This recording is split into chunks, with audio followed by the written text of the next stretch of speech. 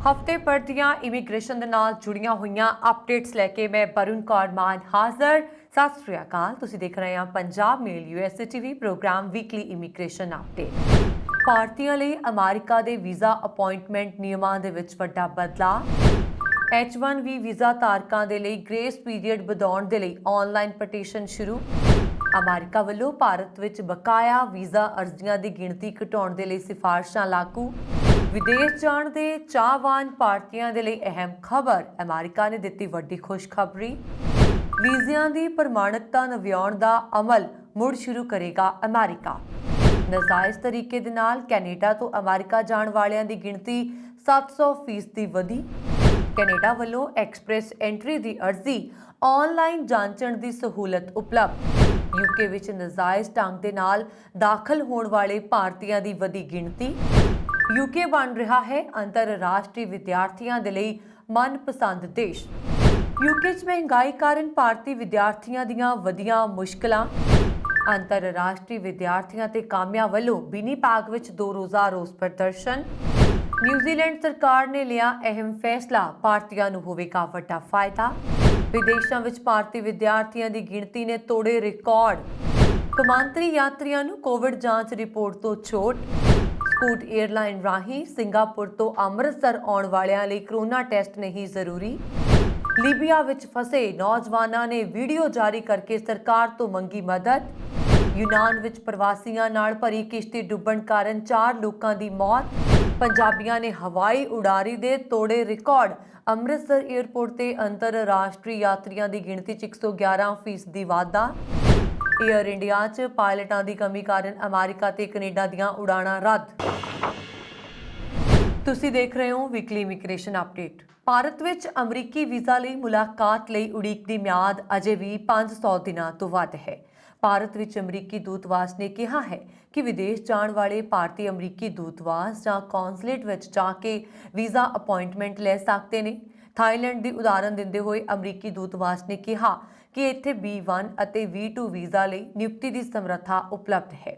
ਇਸ ਬਾਰੇ ਅਮਰੀਕੀ ਦੂਤਵਾਸ ਨੇ ਟਵੀਟ ਕਰਦਿਆਂ ਕਿਹਾ ਕਿ ਤੁਹਾਡੀ ਆਉਣ ਵਾਲੀ ਯਾਤਰਾ ਅੰਤਰਰਾਸ਼ਟਰੀ ਹੈ। ਜੇਕਰ ਅਜਿਹਾ ਹੈ ਤਾਂ ਤੁਸੀਂ ਆਪਣੀ ਮੰਜ਼ਿਲ ਵਿੱਚ ਅਮਰੀਕੀ ਦੂਤਵਾਸ ਜਾਂ ਕੌਂਸਲੇਟ ਵਿੱਚ ਵੀਜ਼ਾ ਅਪਾਇੰਟਮੈਂਟ ਪ੍ਰਾਪਤ ਕਰਨ ਦੇ ਯੋਗ ਹੋ ਸਕਦੇ ਹੋ। ਉਦਾਹਰਨ ਦੇ ਲਈ ਥਾਈਲੈਂਡ ਦੇ ਵਿੱਚ US embassy BKK V1 V2 placement ਸਮਰੱਥਾ ਹੈ। ਆਉਣ ਵਾਲੇ ਮਹੀਨਿਆਂ ਦੇ ਵਿੱਚ ਯਾਤਰਾ ਕਰਨ ਵਾਲੇ ਭਾਰਤੀਆਂ ਲਈ ਖੋਲ੍ਹਿਆ ਜਾਏਗਾ। ਵੀਜ਼ਾ ਪ੍ਰੋਸੈਸਿੰਗ ਵਿੱਚ ਦੇਰੀ ਨੂੰ ਘਟਾਉਣ ਦੇ ਲਈ ਅਮਰੀਕਾ ਨੇ ਹਾਲ ਹੀ ਵਿੱਚ ਨਵੀਆਂ ਪਹਿਲ ਕਦਮੀਆਂ ਸ਼ੁਰੂ ਕੀਤੀਆਂ। ਇਸ ਵਿੱਚ ਪਹਿਲੀ ਵਾਰ ਬਿਨੇਕਾਰਾਂ ਲਈ ਵਿਸ਼ੇਸ਼ ਇੰਟਰਵਿਊ ਦਾ ਸਮਾਂ ਨਿਯੁਕਤ ਕਰਨਾ ਅਤੇ ਕੌਂਸਲਰ ਸਟਾਫ ਦੀ ਗਿਣਤੀ ਵਧਾਉਣਾ ਸ਼ਾਮਲ ਹੈ। ਵੀਜ਼ਾ ਬੈਕਲੌਗ ਨੂੰ ਘਟਾਉਣ ਦੇ ਲਈ ਬਹੁਪੱਖੀ ਪਹੁੰਚ ਦੇ ਹਿੱਸੇ ਵਜੋਂ ਦਿੱਲੀ ਵਿੱਚ ਅਮਰੀਕੀ ਦੂਤਵਾਸ ਅਤੇ ਬੰਬਈ, ਚੇਨਈ, ਕੋਲਕਾਤਾ ਤੇ ਹੈਦਰਾਬਾਦ ਵਿੱਚ ਕੌਂਸਲੇਟਾਂ ਨੇ ਵੀ 21 ਜਨਵਰੀ ਨੂੰ ਵਿਸ਼ੇਸ਼ ਸ਼ਨੀਵਾਰ ਇੰਟਰਵਿਊ ਦਿਵਸ ਦਾ ਆਯੋਜਨ ਕੀਤਾ। US ਸਟੇਟ ਡਿਪਾਰਟਮੈਂਟ ਨੇ ਪਿਛਲੇ US ਵੀਜ਼ਾ ਵਾਲੇ ਬਿਨੇਕਾਰਾਂ ਲਈ ਇੰਟਰਵਿਊ ਛੋਟ ਦੇ ਕੇਸਾਂ ਦੇ ਰਿਮੋਟ ਪ੍ਰੋਸੈਸਿੰਗ ਨੂੰ ਵੀ ਲਾਗੂ ਕੀਤਾ ਹੈ। ਭਾਰਤ ਵਿੱਚ ਅਮਰੀਕੀ ਮਿਸ਼ਨ ਨੇ 2 ਹਫ਼ਤੇ ਪਹਿਲਾਂ 2,50,000 ਤੋਂ ਵੱਧ ਵਾਧੂ B1 B2 ਨਿਯੁਕਤੀਆਂ ਜਾਰੀ ਕੀਤੀਆਂ ਸੀ। ਅਮਰੀਕਾ ਦੇ ਇੱਕ ਸੀਨੀਅਰ ਵੀਜ਼ਾ ਅਧਿਕਾਰੀਆਂ ਨੇ ਹਾਲ ਹੀ ਦੇ ਵਿੱਚ ਸਮਾਚਾਰ ਏਜੰਸੀ PTI ਨੂੰ ਦੱਸਿਆ ਕਿ ਅਮਰੀਕਾ ਭਾਰਤ ਵਿੱਚ ਲੰਬੇ ਵੀਜ਼ਾ ਦੇ ਇੰਤਜ਼ਾਰ ਦੇ ਸਮੇਂ ਨੂੰ ਖਤਮ ਕਰਨ ਦੇ ਲਈ ਆਪਣੀ ਸਾਰੀ ਤਾਕਤ ਲਗਾ ਰਿਹਾ ਹੈ। ਇਸ ਵਿੱਚ ਭਾਰਤੀ ਵੀਜ਼ਾ ਬਿਨੇਕਾਰਾਂ ਲਈ ਕੌਂਸਲਰ ਅਫਸਰਾਂ ਦੇ ਇੱਕ ਕਾਡਰ ਭਾਰਤ ਭੇਜਣਾ ਅਤੇ ਜਰਮਨੀ ਅਤੇ ਥਾਈਲੈਂਡ ਵਰਗੇ ਹੋਰ ਵਿਦੇਸ਼ੀ ਦੂਤਵਾਸ ਖੋਲ੍ਹਣਾ ਸ਼ਾਮਲ ਹੈ। ਭਾਰਤ ਉੱਥੇ ਥੋੜੇ ਜਿਹੇ ਦੇਸ਼ਾਂ 'ਚੋਂ ਇੱਕ ਸੀ ਜਿਨ੍ਹਾਂ ਨੇ ਕਰੋਨਾ ਵਾਇਰਸ ਦੇ ਨਾਲ ਸੰਬੰਧਿਤ ਯਾਤਰਾ ਪਾਬੰਦੀਆਂ ਹਟਾਏ ਜਾਣ ਤੋਂ ਬਾਅਦ US ਵੀਜ਼ਾ ਲਈ ਅਰਜ਼ੀਆਂ ਵਿੱਚ ਵੱਡੀ ਛਾਲ ਮਾਰੀ।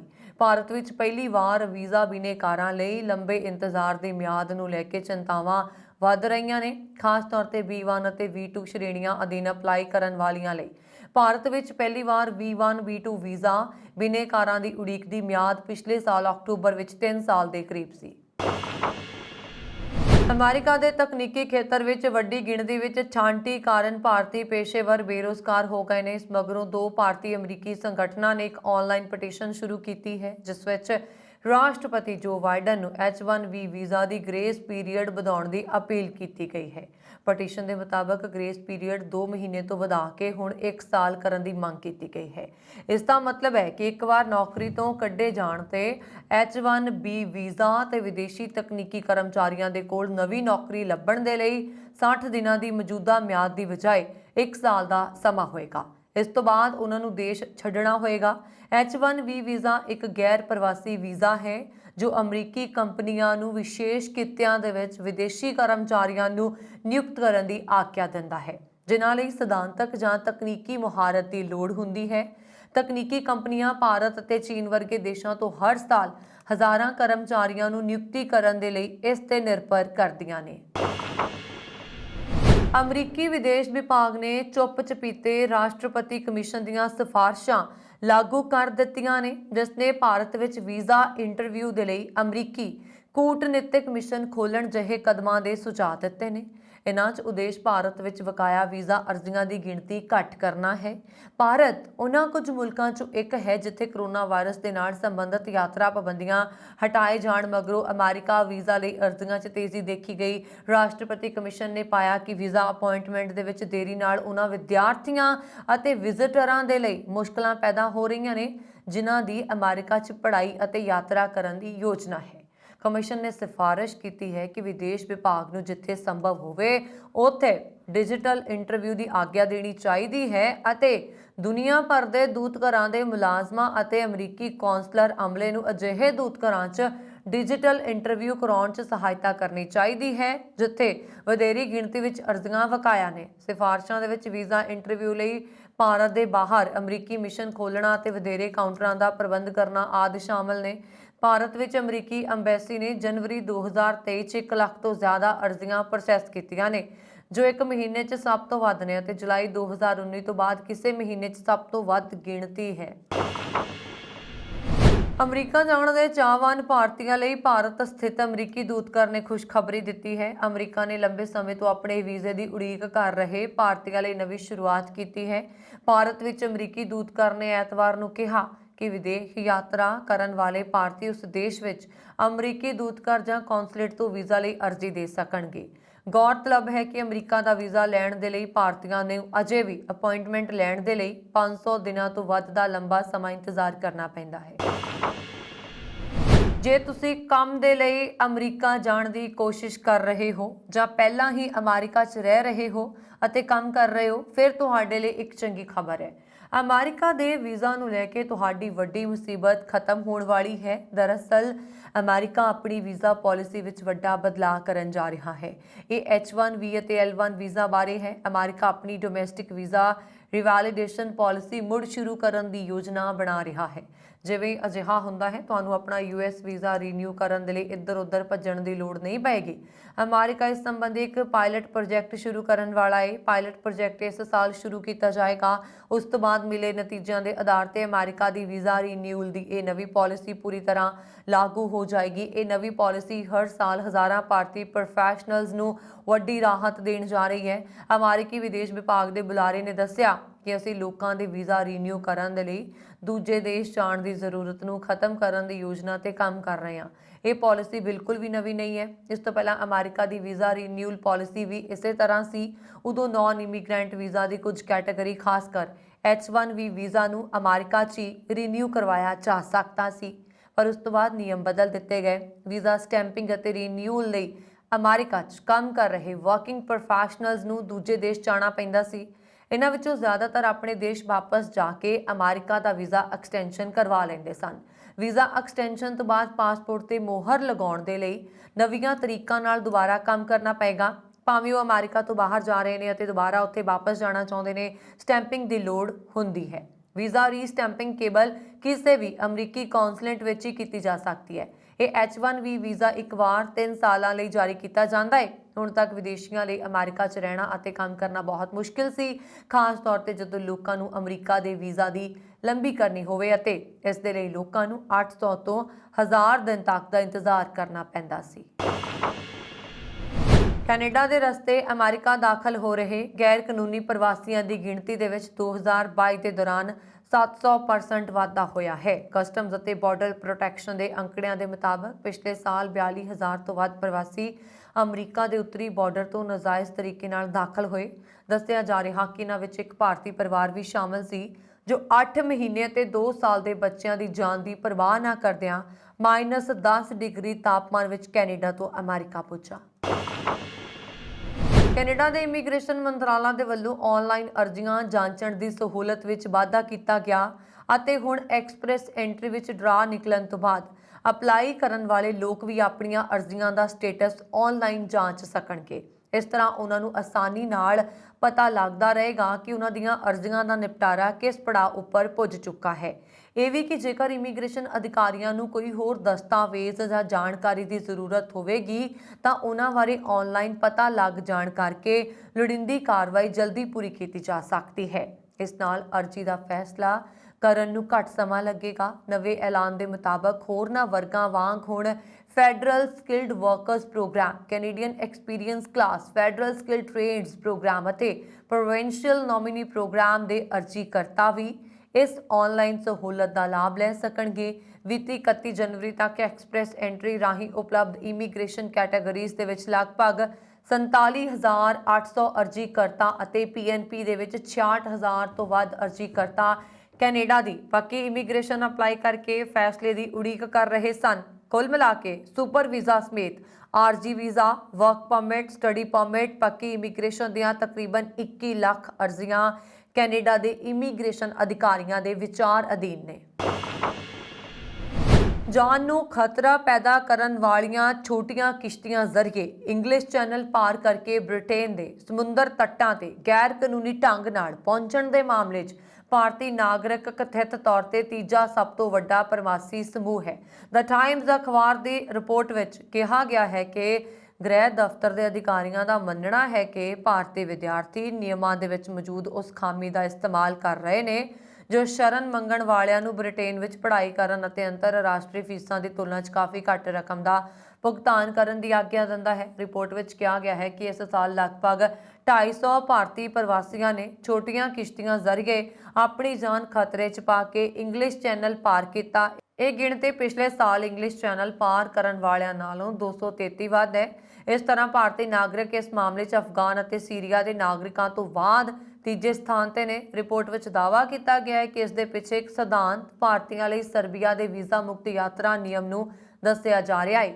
ਗ੍ਰਹਿ ਦਫ਼ਤਰ ਦੇ ਅਧਿਕਾਰੀਆਂ ਦਾ ਮੰਨਣਾ ਹੈ ਕਿ ਇਸ ਜ਼ਰੀਏ ਯੂਰਪ ਦੇ ਵਿੱਚ ਪ੍ਰਵੇਸ਼ ਦੇ ਦਰਵਾਜ਼ੇ ਖੋਲ੍ਹ ਦਿੱਤੇ ਗਏ ਨੇ। ਬ੍ਰਿਟੇਨ ਵਿੱਚ ਭਾਰਤੀ ਵਿਦਿਆਰਥੀਆਂ ਦੀ ਨੁਮਾਇੰਦਗੀ ਕਰਨ ਵਾਲੀ ਸੰਸਥਾ ਦੇ ਪ੍ਰਧਾਨ ਸਨਮ ਅਰੋੜਾ ਨੇ ਕਿਹਾ ਕਿ ਇਹ ਸੁਣਨਾ ਬਹੁਤ ਪਰੇਸ਼ਾਨ ਕਰਨ ਵਾਲਾ ਹੈ ਅਤੇ NISAU ਯਾਨੀ ਕਿ national Indian students and alumni union ਨੇ ਅਜਿਹੀ ਗਤੀਵਿਧੀ ਦੇ ਬਾਰੇ ਪਹਿਲੀ ਵਾਰ ਸੁਣਿਆ ਹੈ।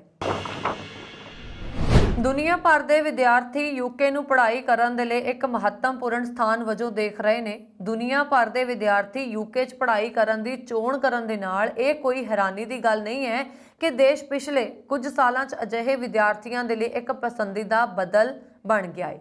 HESA ਦੇ ਅਨੁਸਾਰ UK ਨੇ 2020-21 ਦੇ ਵਿੱਚ 6,05,130 ਅੰਤਰਰਾਸ਼ਟਰੀ ਵਿਦਿਆਰਥੀਆਂ ਦੀ ਮੇਜ਼ਬਾਨੀ ਕੀਤੀ। ਪਿਛਲੇ ਸਾਲ 5,50,625 ਅੰਤਰਰਾਸ਼ਟਰੀ ਵਿਦਿਆਰਥੀ ਦਰਜ ਕੀਤੇ ਗਏ ਸਨ।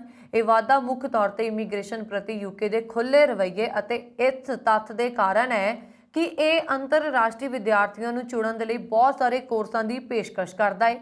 UK ਉੱਚ ਪੱਧਰੀ ਯੂਨੀਵਰਸਿਟੀਜ਼ ਦੇ ਕਾਰਨ ਅੰਤਰਰਾਸ਼ਟਰੀ ਵਿਦਿਆਰਥੀਆਂ ਦੇ ਲਈ ਇੱਕ ਚੋਟੀ ਦੇ ਬਦਲ ਵਜੋਂ ਉੱਭਰਿਆ ਹੈ ਔਰ UK ਦਾ ਵੀਜ਼ਾ ਵੀ ਸੌਖਾ ਮਿਲ ਰਿਹਾ। 2022-23 ਦੇ ਲਈ Times higher education world university ਦੀ ਰੈਂਕਿੰਗ ਦੇ ਵਿੱਚ ਆਕਸਫੋਰਡ ਯੂਨੀਵਰਸਿਟੀ ਨੂੰ ਪਹਿਲਾ ਦਰਜਾ ਦਿੱਤਾ ਗਿਆ ਹੈ ਅਤੇ ਕੈਂਬਰਿਜ ਯੂਨੀਵਰਸਿਟੀ ਨੂੰ ਤੀਜਾ ਸਥਾਨ ਦਿੱਤਾ ਗਿਆ ਹੈ। ਇੰਨਾ ਹੀ ਨਹੀਂ, ਇੱਥੇ ਹੋਰ universities Manchester university, university of Warwick, university of Glasgow ਜੋ ਅੰਤਰਰਾਸ਼ਟਰੀ ਵਿਦਿਆਰਥੀਆਂ 'ਚ ਪ੍ਰਸਿੱਧ ਨੇ। ਗਲਾਸਗੋ ਯੂਨੀਵਰਸਿਟੀ ਦੇ ਵਿੱਚ ਅੰਤਰਰਾਸ਼ਟਰੀ ਵਿਦਿਆਰਥੀਆਂ ਦੀ ਪ੍ਰਤੀਸ਼ਤਤਾ 15% ਹੈ। US ਯੂਨੀਵਰਸਿਟੀ ਦੇ ਵਿੱਚ ਪੜ੍ਹਨ ਦੇ ਲਈ ਅੰਤਰਰਾਸ਼ਟਰੀ ਵਿਦਿਆਰਥੀਆਂ ਦੇ ਵੱਧ ਰਹੇ ਝੁਕਾਅ ਨੂੰ ਦਰਸਾਉਂਦੀ ਹੈ। ਇਸ ਤੋਂ ਇਲਾਵਾ ਗਲਾਸਗੋ ਯੂਨੀਵਰਸਿਟੀ ਨੂੰ ਟਾਈਮਜ਼ ਹਾਇਰ ਐਜੂਕੇਸ਼ਨ 2021 ਦੁਆਰਾ UK ਦੀਆਂ ਚੋਟੀ ਦੀਆਂ 10 ਯੂਨੀਵਰਸਿਟੀਜ਼ ਦੇ ਵਿੱਚ ਦਰਜ ਕੀਤਾ ਗਿਆ ਹੈ। यूनिवर्सिटी स्थानक ਅਤੇ इंटरनेशनल स्टूडेंट्स ਦੇ ਲਈ ਇੱਕ ਦੋਸਤਾਨਾ ਮਾਹੌਲ ਪੈਦਾ ਕਰਦੀ ਹੈ।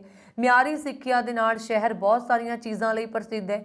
यूके ਦੇ ਵਿੱਚ ਬਹੁਤ ਸਾਰੇ ਕਾਲਜ ਅਤੇ ਯੂਨੀਵਰਸਿਟੀਜ਼ ਯੋਗ ਬਿਨੇਕਾਰਾਂ ਨੂੰ ਵਜ਼ੀਫੇ ਦੀ ਪੇਸ਼ਕਸ਼ ਕਰਦੇ ਨੇ। ਇਹਨਾਂ ਵਜ਼ੀਫਿਆਂ ਦਾ ਉਦੇਸ਼ ਦੁਨੀਆ ਭਰ ਦੇ ਵਿਦਿਆਰਥੀਆਂ ਨੂੰ यूके ਵਿੱਚ ਉੱਚ ਸਿੱਖਿਆ ਯਾਨੀ ਕਿ ਹਾਇਰ ਐਜੂਕੇਸ਼ਨ ਪ੍ਰਾਪਤ ਕਰਨ ਦੇ ਲਈ ਮਨਾਉਣਾ ਹੈ। ट्यूशन ਅਤੇ ਹਾਊਸਿੰਗ ਤੋਂ ਲੈ ਕੇ ਯਾਤਰਾ ਦੇ ਖਰਚੇ ਅਤੇ ਸਿਹਤ ਬੀਮਾ ਤੱਕ ਸਕਾਲਰਸ਼ਿਪ ਤੁਹਾਡੀਆਂ ਸਾਰੀਆਂ ਜ਼ਰੂਰਤਾਂ ਨੂੰ ਪੂਰਾ ਕਰਦੀਆਂ ਨੇ। ਯੂਨਾਈਟਿਡ ਕਿੰਗਡਮ ਦੀ ਸਰਕਾਰ ਨੇ ਵਿਦੇਸ਼ੀ ਵਿਦਿਆਰਥੀਆਂ ਨੂੰ ਕਰਜ਼ੇ ਅਤੇ ਗ੍ਰਾਂਟ ਪ੍ਰਦਾਨ ਕਰਕੇ ਯੂਕੇ ਵਿੱਚ ਅਧਿਐਨ ਕਰਨ ਦੇ ਲਈ ਆਉਣਾ ਸੰਭਵ ਬਣਾਇਆ ਹੈ। ਇਸੇ ਤਰ੍ਹਾਂ ਅਜਿਹੇ ਵਿਦਿਆਰਥੀਆਂ ਲਈ ਫੀਸਾਂ ਦੀ ਚਿੰਤਾ ਤੇ ਕੀਤੇ ਬਿਨਾਂ ਆਪਣੀ ਸਿੱਖਿਆ ਜਾਰੀ ਰੱਖਣਾ ਆਸਾਨ ਹੋ ਰਿਹਾ ਹੈ।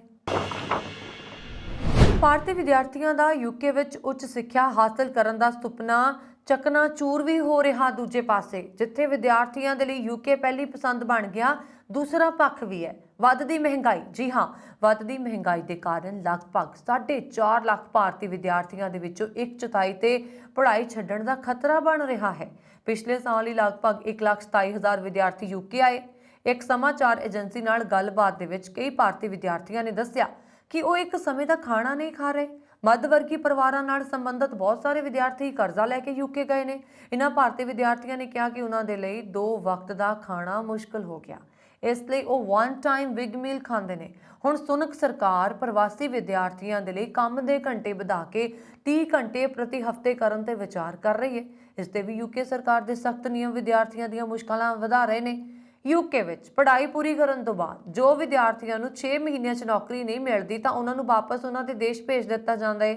ਲੇਬਰ ਪਾਰਟੀ ਦੇ ਸੀਨੀਅਰ ਆਗੂ ਮੈਟ ਨੇ ਸਮਾਚਾਰ ਏਜੰਸੀ ਨਾਲ ਗੱਲਬਾਤ ਦੇ ਦੌਰਾਨ ਕਿਹਾ ਕਿ ਸੁਨਕ ਸਰਕਾਰ ਨੂੰ ਪ੍ਰਵਾਸੀ ਵਿਦਿਆਰਥੀਆਂ ਨੂੰ ਮਹਿੰਗਾਈ ਤੋਂ ਰਾਹਤ ਦਿਵਾਉਣ ਦੇ ਲਈ ਉਪਰਾਲੇ ਕਰਨੇ ਹੋਣਗੇ। ਸਟਨ ਟਰਸਟ ਦੇ ਚੇਅਰਮੈਨ ਸਰ ਨੇ ਕਿਹਾ ਕਿ ਇਹ ਹੈਰਾਨ ਕਰਨ ਵਾਲੀ ਗੱਲ ਹੈ ਕਿ ਪ੍ਰਵਾਸੀ ਵਿਦਿਆਰਥੀਆਂ ਦੇ ਲਈ ਦਿਨ ਵਿੱਚ 2 ਵਕਤ ਦਾ ਖਾਣਾ ਵੀ ਮੁਸ਼ਕਲ ਹੈ। ਅੱਧੇ ਤੋਂ ਵੱਧ ਵਿਦਿਆਰਥੀ ਭਾਰਤ ਵਿੱਚ ਆਪਣੇ ਘਰਾਂ ਤੋਂ ਪੈਸੇ ਮੰਗਵਾ ਰਹੇ ਨੇ। ਸਰਵੇਖਣ ਤੋਂ ਇਹ ਗੱਲ ਸਾਹਮਣੇ ਆਈ ਹੈ ਕਿ ਇਹਨਾਂ ਮੱਧ ਵਰਗ ਦੇ ਵਿਦਿਆਰਥੀਆਂ ਨੇ ਆਪਣੇ ਰੋਜ਼ਾਨਾ ਦੇ ਖਰਚਿਆਂ ਨੂੰ ਪੂਰਾ ਕਰਨ ਦੇ ਲਈ ਇੱਥੇ ਪਾਰਟ ਟਾਈਮ ਨੌਕਰੀ ਕਰਨ ਬਾਰੇ ਸੋਚਿਆ ਸੀ, ਪਰ ਪਾਰਟ ਟਾਈਮ ਨੌਕਰੀ ਵੀ ਖਰਚੇ ਪੂਰੇ ਕਰਨ ਦੇ ਸਮਰੱਥ ਨਹੀਂ ਹੋ ਰਹੀ। ਕੈਨੇਡਾ ਦੇ ਵੱਖ-ਵੱਖ ਸੂਬਿਆਂ ਤੋਂ ਆਪਣੀ ਪੜ੍ਹਾਈ ਪੂਰੀ ਕਰਕੇ ਮੈਨੀਟੋਬਾ ਆਏ ਅੰਤਰਰਾਸ਼ਟਰੀ ਵਿਦਿਆਰਥੀਆਂ ਤੇ ਕਾਮਿਆਂ ਵੱਲੋਂ ਵਿਨੀਪੈਗ ਦੇ ਪੰਜਾਬ ਕਲਚਰਲ ਸੈਂਟਰ ਵਿਖੇ ਮੈਨੀਟੋਬਾ ਸੂਬਾਈ ਨਾਮਜ਼ਦ ਪ੍ਰੋਗਰਾਮ ਦੇ ਵਿੱਚ ਤਬਦੀਲੀਆਂ ਦੀ ਮੰਗ ਨੂੰ ਲੈ ਕੇ 2 ਰੋਜ਼ਾ ਵਿਰੋਧ ਪ੍ਰਦਰਸ਼ਨ ਕੀਤਾ ਗਿਆ। ਵੱਡੀ ਗਿਣਤੀ 'ਚ ਹਾਜ਼ਰ ਇਸ ਪ੍ਰਦਰਸ਼ਨ ਦੌਰਾਨ ਵਿਦਿਆਰਥੀਆਂ ਤੇ ਕਾਮਿਆਂ ਦਾ ਕਹਿਣਾ ਸੀਗਾ ਕਿ ਮੈਨੀਟੋਬਾ ਪ੍ਰੋਵਿੰਸ਼ੀਅਲ ਨੋਮੀਨੀ ਪ੍ਰੋਗਰਾਮ ਅਣਉਚਿਤ ਤੌਰ ਤੇ ਸੂਬੇ 'ਚ ਰਹਿਣ ਦੀ ਉਹਨਾਂ ਦੀ ਯੋਗਤਾ ਨੂੰ ਪ੍ਰਭਾਵਿਤ ਕਰ ਰਿਹਾ, ਕਿਉਂਕਿ ਉਹਨਾਂ ਵੱਲੋਂ ਮੈਨੀਟੋਬਾ ਆਉਣ ਤੋਂ ਪਹਿਲਾਂ ਕੈਨੇਡਾ ਦੇ ਦੂਜੇ ਸੂਬਿਆਂ ਤੋਂ ਪੜ੍ਹਾਈ ਅਤੇ ਕੰਮ ਦਾ ਤਜਰਬਾ ਹਾਸਲ ਕੀਤਾ ਗਿਆ ਹੈ। ਔਰ ਪ੍ਰਦਰਸ਼ਨਕਾਰੀਆਂ ਦਾ ਕਹਿਣਾ ਸੀਗਾ ਕਿ MPNP ਪ੍ਰੋਗਰਾਮ ਅਧੀਨ ਵੱਧ ਤੋਂ ਵੱਧ 1000 ਅੰਕ ਦੀ ਸੰਭਾਵਨਾ ਹੁੰਦੀ ਹੈ, ਜਿਸ ਵਿੱਚੋਂ ਕਿਸੇ ਹੋਰ ਸੂਬੇ 'ਚ ਪੜ੍ਹਾਈ ਕਰਨ ਅਤੇ ਕਿਸੇ ਹੋਰ ਸੂਬੇ ਵਿੱਚ ਕੰਮ ਕਰਨ ਦੇ ਲਈ ਉਹਨਾਂ ਦੇ 200 ਅੰਕ ਘੱਟ ਜਾਂਦੇ ਨੇ ਅਤੇ ਸੂਬਾਈ ਨਾਮਜ਼ਦ ਪ੍ਰੋਗਰਾਮ ਅਧੀਨ ਕੱਢੇ ਜਾਂਦੇ ਡਰਾ ਦੇ ਲਈ ਯੋਗ ਨਹੀਂ ਹੁੰਦੇ, ਜਿਸ ਕਾਰਨ ਉਹ ਭਾਰੀ ਮਾਨਸਿਕ ਦਬਾਅ ਹੇਠ ਨੇ, ਕਿਉਂਕਿ ਵੱਡੀ ਗਿਣਤੀ 'ਚ ਡਰਾ ਦਾ ਇੰਤਜ਼ਾਰ ਕਰ ਰਹੇ ਵਿਦਿਆਰਥੀਆਂ ਤੇ ਕਾਮਿਆਂ ਦੇ ਆਰਜ਼ੀ ਵਰਕ ਪਰਮਿਟ ਦੀ ਮਿਆਦ ਜਲਦੀ ਖਤਮ ਹੋ ਰਹੀ ਹੈ ਅਤੇ ਉਹ ਸਰਕਾਰ ਕੋਲੋਂ ਮੰਗ ਕਰਦੇ ਨੇ ਕਿ MPNP ਪ੍ਰੋਗਰਾਮ ਵਿੱਚ ਜਲਦ ਤੋਂ ਜਲਦ ਤਬਦੀਲੀ ਕੀਤੀ ਜਾਵੇ ਤਾਂ ਜੋ ਉਹ ਆਪਣੀ ਸਥਾਈ ਰਿਹਾਇਸ਼ ਪ੍ਰਾਪਤ ਕਰ ਸਕਣ। ਜ਼ਿਕਰਯੋਗ ਹੈ ਕਿ ਪ੍ਰੋਵਿੰਸ਼ੀਅਲ ਨਾਮਜ਼ਦ ਪ੍ਰੋਗਰਾਮ ਦੇ ਅੰਕਾਂ ਦੀ ਯੋਗਤਾ ਹਾਲ ਹੀ ਦੇ ਸਾਲਾਂ 'ਚ ਵਧੀ ਹੈ, ਜੋ ਕਿ ਲਗਭਗ 750 ਦੇ ਕਰੀਬ ਹੈ, ਜਦਕਿ ਇਸ ਤੋਂ ਪਹਿਲਾਂ ਇਹ ਯੋਗਤਾ 600 ਅੰਕਾਂ ਦੇ ਨੇੜੇ ਤੇੜੇ ਹੁੰਦੀ ਸੀ। ਨਿਊਜ਼ੀਲੈਂਡ ਦੇ ਪ੍ਰਧਾਨ ਮੰਤਰੀ ਕ੍ਰਿਸ ਹਿਪਕਿੰਸ ਨੇ ਬੁੱਧਵਾਰ ਨੂੰ ਇਸ ਹਫ਼ਤੇ ਇੱਕ ਵੱਡਾ ਐਲਾਨ ਕੀਤਾ। ਐਲਾਨ ਦੇ ਮੁਤਾਬਕ ਕੰਜ਼ਿਊਮਰ ਪ੍ਰਾਈਸ ਇੰਡੈਕਸ ਦੇ ਅਨੁਸਾਰ ਨਿਊਜ਼ੀਲੈਂਡ 1 ਅਪ੍ਰੈਲ ਤੋਂ ਘੱਟੋ-ਘੱਟ ਉਜਰਤ ਦੇ 1.5 ਨਿਊਜ਼ੀਲੈਂਡ ਡਾਲਰ ਤੋਂ ਵਧਾ ਕੇ 22.7 ਨਿਊਜ਼ੀਲੈਂਡ ਡਾਲਰ ਪ੍ਰਤੀ ਘੰਟਾ ਕਰੇਗਾ। ਹਿਪਕਿੰਸ ਨੇ ਕਿਹਾ ਕਿ ਮੁਸ਼ਕਿਲ ਸਮੇਂ ਵਿੱਚ ਉਹਨਾਂ ਲੋਕਾਂ ਦਾ ਸਮਰਥਨ ਕਰਨਾ ਜ਼ਰੂਰੀ ਹੈ ਜੋ ਆਪਣੀਆਂ ਲੋੜਾਂ ਪੂਰੀਆਂ ਕਰਨ ਦੇ ਲਈ ਸਭ ਤੋਂ ਵੱਧ ਸੰਘਰਸ਼ ਕਰਦੇ ਨੇ। समाचार एजेंसी शिन्हुआ की रिपोर्ट के मुताबिक क्रिस ने कहा कि घट आमदन वाले लोग कई तरह दी कमियां का सामना करते हैं। इस नवे फैसले नाल आम जनता को फायदा होएगा। क्रिस ने कहा कि घट्टो घट उजरत का वाधा व्यापक तौर पर आर्थिकता दे विच मौजूदा औसत उजरत वाधे के अनुसार है। सरकार की अगवाई वाली खोज का हवाला देंदे हुए इसने कहा कि घट्टो घट उजरत विच 7% के वाधे नाल कुल घरेलू उत्पाद के मजदूरी वाले हिस्से ते 0.1% की मामूली महंगाई का प्रभाव पेगा। ਪ੍ਰਧਾਨ ਮੰਤਰੀ ਨੇ ਅਜਿਹੇ ਪ੍ਰੋਗਰਾਮ ਦੀ ਵੀ ਘੋਸ਼ਣਾ ਕੀਤੀ ਜਿਨ੍ਹਾਂ ਨੂੰ ਰੱਦ ਜਾਂ ਮੁਲਤਵੀ ਕੀਤਾ ਜਾ ਰਿਹਾ ਤਾਂ ਜੋ ਜੀਵਨ ਦੀ ਲਾਗਤ ਤੇ ਸਰਕਾਰ ਧਿਆਨ ਕੇਂਦਰਿਤ ਕਰ ਸਕੇ। ਭਾਰਤ ਸਰਕਾਰ ਨੇ ਸ਼ੁੱਕਰਵਾਰ ਨੂੰ ਦੱਸਿਆ ਕਿ ਵਿਦੇਸ਼ਾਂ ਵਿੱਚ ਲਗਭਗ 12 ਲੱਖ ਭਾਰਤੀ ਵਿਦਿਆਰਥੀ ਅਧਿਐਨ ਕਰ ਰਹੇ ਨੇ ਜੋ ਸਿੱਖਿਆ ਨਾਲ ਸੰਬੰਧਿਤ ਸਾਰੇ ਕੋਰਸਾਂ ਨੂੰ ਕਵਰ ਕਰਦੇ ਨੇ। ਇਹ ਜਾਣਕਾਰੀ ਸਿਹਤ ਅਤੇ ਪਰਿਵਾਰ ਭਲਾਈ ਮੰਤਰੀ ਰਾਜ ਮੰਤਰੀ ਭਾਰਤੀ ਪ੍ਰਵੀਨ ਪਵਾਰ ਨੇ ਲੋਕ ਸਭਾ ਵਿੱਚ ਐਂਟਨੀ ਕਿਰਪਾਲ ਬਾਲਾਜੀ ਤੁਮਾਣੇ ਅਤੇ ਭਾਵਨਾ ਗਵਲੀ ਦੇ ਸਵਾਲਾਂ ਦੇ ਲਿਖਤੀ ਜਵਾਬ ਵਿੱਚ ਦਿੱਤੀ ਹੈ। ਉਹਨਾਂ ਨੇ ਦੱਸਿਆ ਕਿ ਵਿਦੇਸ਼ ਮੰਤਰਾਲਾ ਦੇ ਵੱਲੋਂ ਦਿੱਤੀ ਗਈ ਜਾਣਕਾਰੀ ਦੇ ਅਨੁਸਾਰ 12 ਲੱਖ ਦੇ ਕਰੀਬ ਭਾਰਤੀ ਵਿਦਿਆਰਥੀ ਵਿਦੇਸ਼ਾਂ 'ਚ ਪੜ੍ਹ ਰਹੇ ਨੇ ਜਿਨ੍ਹਾਂ ਵਿੱਚ ਸਿੱਖਿਆ ਨਾਲ ਸੰਬੰਧਿਤ ਸਾਰੇ ਕੋਰਸ ਸ਼ਾਮਲ ਨੇ। ਉਹਨਾਂ ਨੇ ਇਹ ਵੀ ਕਿਹਾ ਕਿ ਹਾਲਾਂਕਿ ਵਿਦੇਸ਼ਾਂ ਵਿੱਚ ਮੈਡੀਕਲ ਕੋਰਸ ਕਰ ਰਹੇ ਭਾਰਤੀ ਵਿਦਿਆਰਥੀਆਂ ਬਾਰੇ ਖਾਸ ਅੰਕੜੇ ਉਪਲਬਧ ਨਹੀਂ ਹਨ। ਨੈਸ਼ਨਲ ਮੈਡੀਕਲ ਕਮਿਸ਼ਨ ਨੇ ਇੱਕ ਯੋਜਨਾ ਤਿਆਰ ਕੀਤੀ ਹੈ ਜਿਸ ਤਹਿਤ ਕੋਵਿਡ-19 ਰੂਸ ਯੂਕਰੇਨ ਟਕਰਾਅ ਆਦਿ ਕਾਰਨ ਭਾਰਤੀ ਵਿਦਿਆਰਥੀਆਂ ਦੇ ਵਿਦੇਸ਼ੀ ਮੈਡੀਕਲ ਸੰਸਥਾਵਾਂ ਤੋਂ ਬਾਹਰ ਹੋਣ ਦੇ ਮੁੱਦੇ ਨੂੰ ਧਿਆਨ ਵਿੱਚ ਰੱਖਿਆ ਗਿਆ ਹੈ। ਪਵਾਰ ਨੇ ਕਿਹਾ ਕਿ ਅਜਿਹੇ ਭਾਰਤੀ ਵਿਦਿਆਰਥੀ ਜੋ ਅੰਡਰ ਗ੍ਰੈਜੂਏਟ ਮੈਡੀਕਲ ਕੋਰਸ ਦੇ ਆਖਰੀ ਸਾਲ ਵਿੱਚ ਸਨ ਅਤੇ ਬਾਅਦ ਵਿੱਚ ਆਪਣੀ ਪੜ੍ਹਾਈ ਪੂਰੀ ਕਰ ਚੁੱਕੇ ਨੇ ਅਤੇ ਜਿਨ੍ਹਾਂ ਨੂੰ ਸੰਬੰਧਿਤ ਸੰਸਥਾ ਵੱਲੋਂ 30 ਜੂਨ 2022 ਨੂੰ ਜਾਂ ਤਾਂ ਇਸ ਤੋਂ ਪਹਿਲਾਂ ਕੋਰਸ ਡਿਗਰੀ ਮੁਕੰਮਲ ਹੋਣ ਦਾ ਸਰਟੀਫਿਕੇਟ ਪ੍ਰਦਾਨ ਕੀਤਾ ਗਿਆ ਹੈ, ਉਹ ਵੀ ਵਿਦੇਸ਼ੀ ਮੈਡੀਕਲ ਗ੍ਰੈਜੂਏਸ਼ਨ ਪ੍ਰੀਖਿਆ ਵਿੱਚ ਬੈਠਣ ਦੇ ਯੋਗ ਨੇ। ਚਾਈਨਾ, ਹਾਂਗਕਾਂਗ, ਜਾਪਾਨ, ਦੱਖਣੀ ਕੋਰੀਆ, ਸਿੰਗਾਪੁਰ ਤੇ ਥਾਈਲੈਂਡ ਤੋਂ ਭਾਰਤ ਆਉਣ ਵਾਲਿਆਂ ਨੂੰ ਜਹਾਜ਼ ਵਿੱਚ ਸਵਾਰ ਹੋਣ ਤੋਂ ਪਹਿਲਾਂ ਏਅਰ ਸੁਵਿਧਾ ਪੋਰਟਲ ਉੱਤੇ ਕੋਵਿਡ ਜਾਂਚ ਰਿਪੋਰਟ ਦੇਣ ਦੀ 13 ਫਰਵਰੀ ਤੋਂ ਲੋੜ ਨਹੀਂ ਹੋਵੇਗੀ। ਕੇਂਦਰੀ ਸਿਹਤ ਸਕੱਤਰ ਰਾਜੇਸ਼ ਭੂਸ਼ਣ ਨੇ ਦੱਸਿਆ ਕਿ ਸਰਕਾਰ ਨੇ ਇਹ ਫੈਸਲਾ ਪਿਛਲੇ 4 ਹਫ਼ਤਿਆਂ ਤੋਂ ਕੋਰੋਨਾ ਕੇਸਾਂ ਦੇ ਘਟਣ ਦੇ ਮੱਦੇਨਜ਼ਰ ਕੀਤਾ। ਸ਼ਹਿਰੀ ਹਵਾਬਾਜ਼ੀ ਮੰਤਰਾਲਾ ਵਿੱਚ ਹਮਰੁਤਬਾ ਰਾਜੀਵ ਬਾਂਸਲ ਨੂੰ ਵੀਰਵਾਰ ਨੂੰ ਭੇਜੇ ਗਏ ਪੱਤਰ 'ਚ ਭੂਸ਼ਣ ਨੇ ਕਿਹਾ ਕਿ ਉਹਨਾਂ ਦਾ ਮੰਤਰਾਲਾ ਕੋਰੋਨਾ ਵਾਇਰਸ ਦੇ ਮਾਮਲਿਆਂ 'ਚ ਕਮੀ ਦੇ ਮੱਦੇਨਜ਼ਰ ਬਾਹਰਲੇ ਮੁਲਕਾਂ ਤੋਂ ਆਉਣ ਵਾਲੇ ਲੋਕਾਂ ਲਈ ਕਈ ਹਦਾਇਤਾਂ ਵਿੱਚ ਬਦਲਾਅ ਕੀਤਾ ਜਾ ਰਿਹਾ ਹੈ। ਉਹਨਾਂ ਨੇ ਕਿਹਾ ਕਿ ਵਿਸ਼ਵ ਸਿਹਤ ਸੰਗਠਨ ਦੀ ਕੋਵਿਡ-19 ਦੀ ਸਥਿਤੀ ਬਾਰੇ ਰਿਪੋਰਟ ਮੁਤਾਬਕ ਪਿਛਲੇ 28 ਦਿਨਾਂ ਵਿੱਚ ਆਲਮੀ ਪੱਧਰ ਤੇ ਨਵੇਂ ਮਾਮਲਿਆਂ ਦੀ ਗਿਣਤੀ 'ਚ 99% ਗਿਰਾਵਟ ਆਈ ਹੈ।